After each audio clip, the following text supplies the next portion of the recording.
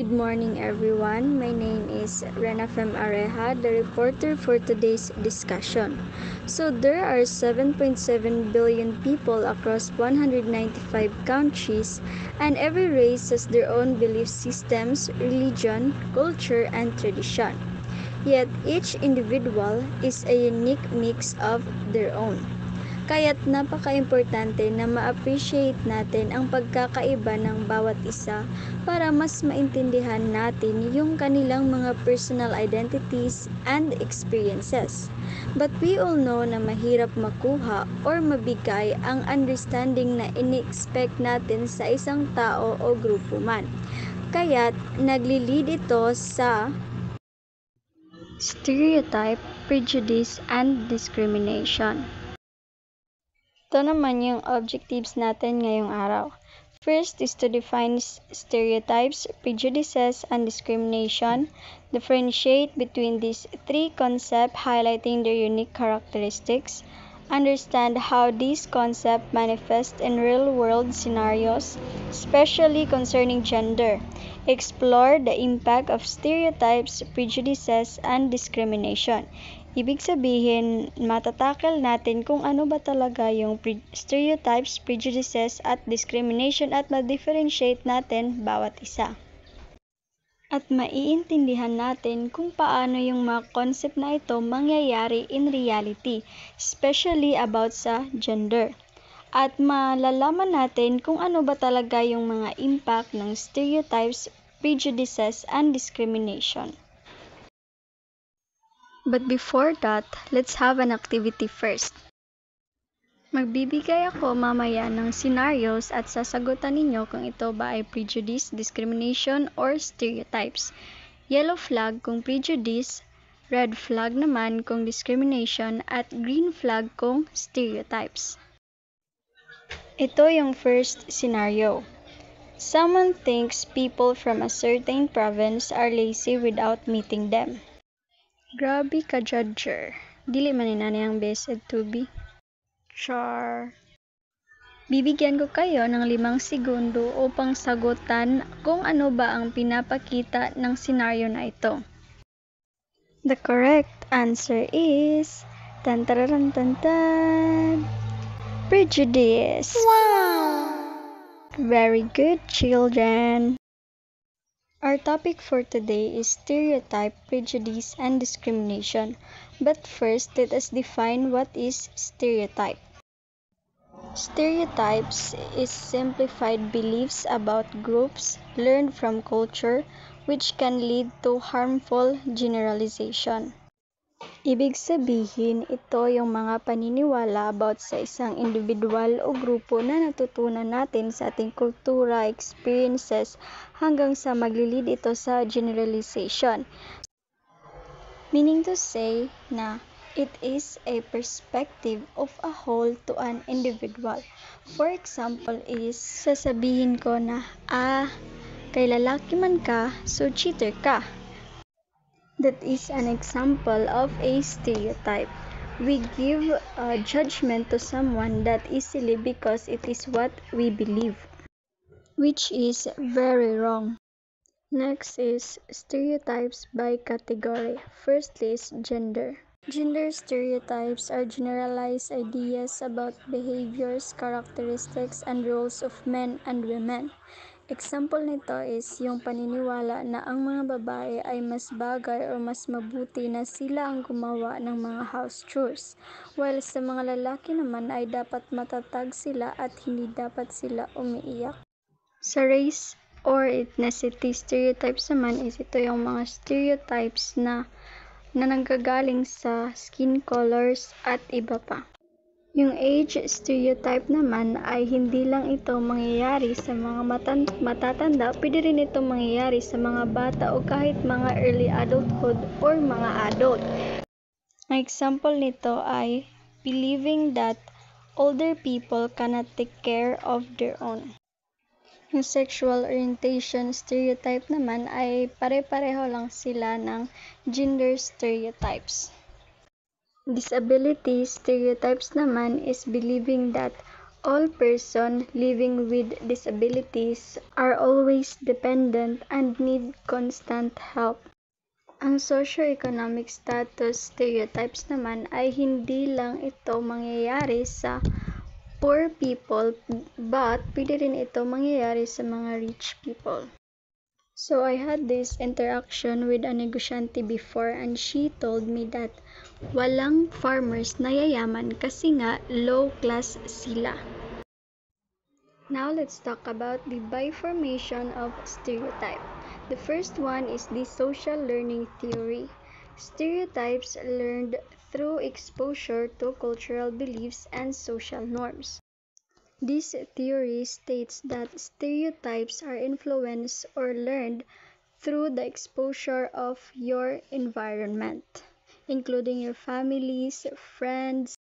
For example, you grow up in your household believing that all gays are bastos. So, when you see a gay and you will label them as bastos already, even if you don't know them or you don't know their stories. Next is personality theory. Stereotypes form based on personal experiences and individual interaction. Personality theory states that stereotypes are developed from personal experiences. Example, you've consistently found that people in your barangay are friendly. So you might start to stereotype na lahat ng iyong mga silingan ay mababait kagaya nila. Even though every individual has different personality at kinalakihan na environment. Motivational theory states that we stereotype to feel better about ourselves and our group. Para lang din itong nabasa ko na quote sa Facebook at sinabi doon na, "If you hate me, you don't have to make an army."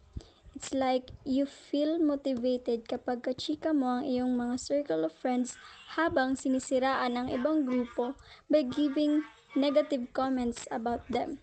So, it is an example of a motivational theory.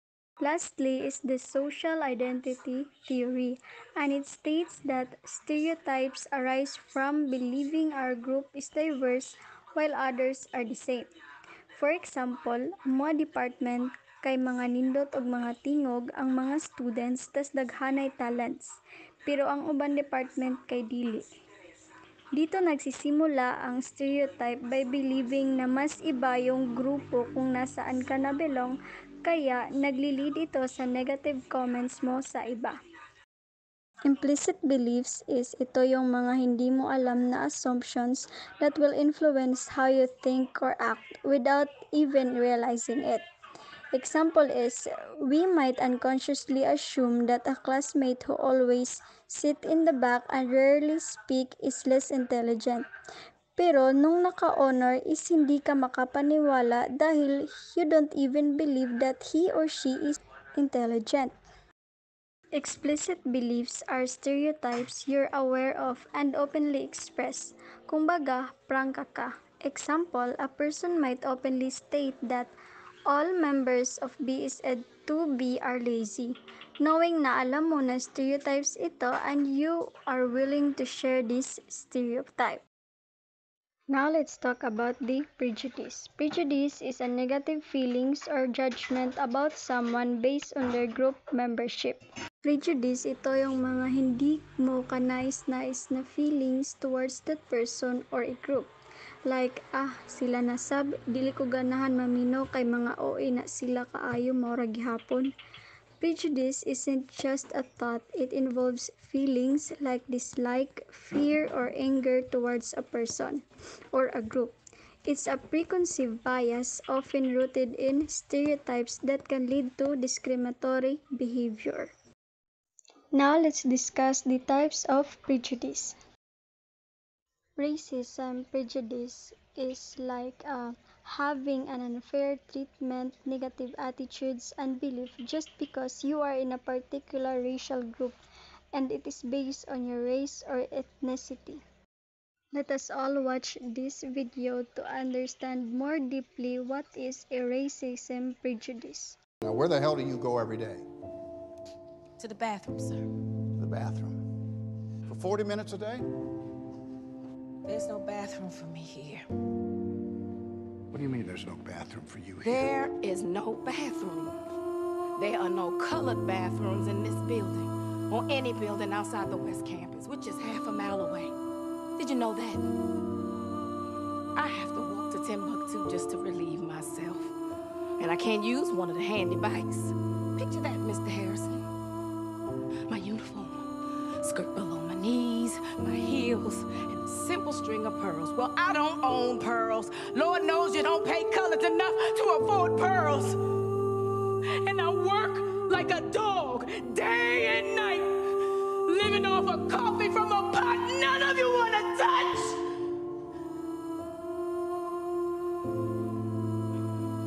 So, excuse me if I have to go to the restroom a few times a day. Sexism prejudice against individuals based on their gender, often targeting women. This type of prejudice is like you are negatively judged and treated unfairly just because you are man, women, lesbian, or a part of LGBTQ+. Ageism prejudice is a type of discrimination based on age, often targeting older or young individuals. This type of prejudice is like you don't get the same treatment just like the other just because you are young or old. This type of classism prejudice is based on socio-economic status or by class. So we all know that there are three types of class: the upper class, middle class, and the lower class. But the lower class is often considered poor, or the low class, they are the one who is being looked down. Ito yung mga class na hindi nakukuha yung the same respect na binibigay ng ibang tao sa other class.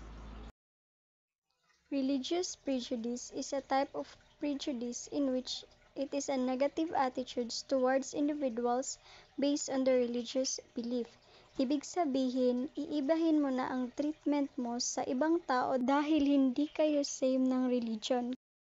For example is, hindi mo bibigyan ng isang tao ng isang pagkain dahil SDA ka at Catholic siya, which is napakamaling gawain. Next is homophobia. This prejudice is ito yung mga prejudice at discrimination na ma-experience ng mga LGBTQ+ members. Let's watch this video to understand more deeply. Magpanggap ako para hindi ako insultuhin? Tingin nyo ginusto ko to? Tingin nyo pinili kong maging bakla? Kung alam nyo lang, kung ilang beses ako nagdasal simula pa nung bata ako para lang maging straight, para lang hindi na ako laitin, para lang hindi nyo na ako ikahiya. Pero wala na, ma. Ito na ako. The next one is xenophobia. Xenophobia is fear of dislike of foreigners or many people from other culture. This type of prejudice is a judgment if you are in a different part of country or in different culture. It's like you make fun of other people's national identity. Now let's talk about discrimination. Discrimination acting on prejudice by denying rights and opportunities. It can be overt or covert. So discrimination sa prejudice pa lang ay wala ka ng rights dahil bakla ka or babae ka or tomboy ka. At hindi mo na makukuha yung the same opportunities dahil dinidiscriminate ka na agad. For example is refusing to rent an apartment to a family because they are Romanay or poor. Nakikita niyo ba yung connection between the prejudice and discrimination? Just because they are Romanay or poor, you don't allow them to rent your apartment, in which it is a discriminatory behavior. So there are different forms of discriminatory behavior. Let's talk about it one by one. Genocide discriminatory behavior is treating a group inhumanly due to perceived differences. Just because they are different, you treat them like hindi sila isang tao. Example, the Rwandan genocide where Hutu extremists murdered hundreds of thousands of Tutsi people. Yung makikita natin yung mga kalabira na yan yung mga namatay. Let's watch this video to understand more deeply. April 7 to July 19, 1994 during the Rwandan Civil War. Let's watch this video to understand more deeply. A political assassination triggered one of the biggest mass killings in history, the Rwandan genocide. On April 7, 1994, a government-backed campaign of mass killings started in Rwanda. The aim was the ethnic cleansing of an empowered minority group. Hutu extremists massacred hundreds of thousands of ethnic Tutsis and their Hutu sympathizers. In the next 3 minutes, we'll briefly cover how the genocide unfolded and look at how Tutsi-Hutu hate was fostered by colonialism.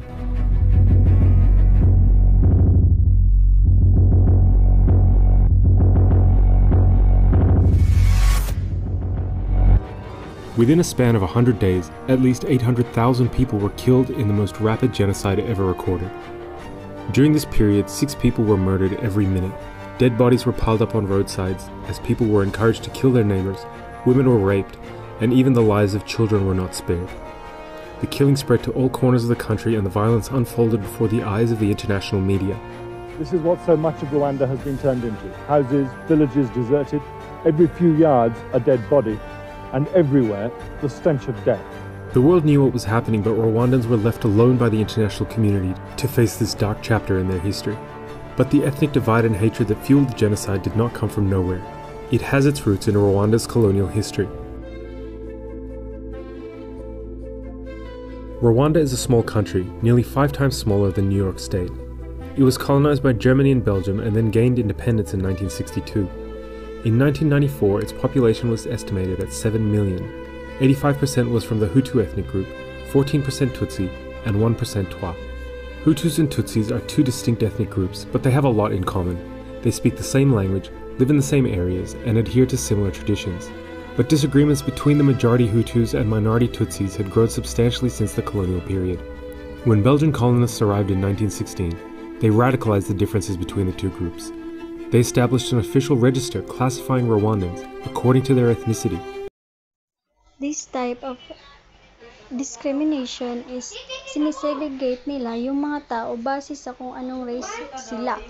Yung black people at white people, for example. At kinukonsider rin nila na mas mataas yung, for example, is yung white people kaysa sa black people. For example, during South Africa's apartheid era, were denied the right to vote, own land in certain areas, and hold high-ranking jobs. Next is gender discrimination, an equal treatment based on their gender. Sinabi ko na ito kanina na kapag iba yung gender mo, iba yung treatment sa iyo dahil bakla ka, tomboy ka, or iba pa. And lastly is the LGBTQ+ discrimination, treating LGBTQ+ as inferior or tinitreat nila yung mga LGBTQ+ as pinakamababa or mas mababa sa kanila. For example, gaya nitong illustration na ito, palagi itong binubuli at wala silang rights para makapag-express sa kanilang mga sarili. So, I am Rena Fem Areha saying that when a flower doesn't bloom, you fix the environment, not the flower. Thank you for listening. I hope you understand my lesson.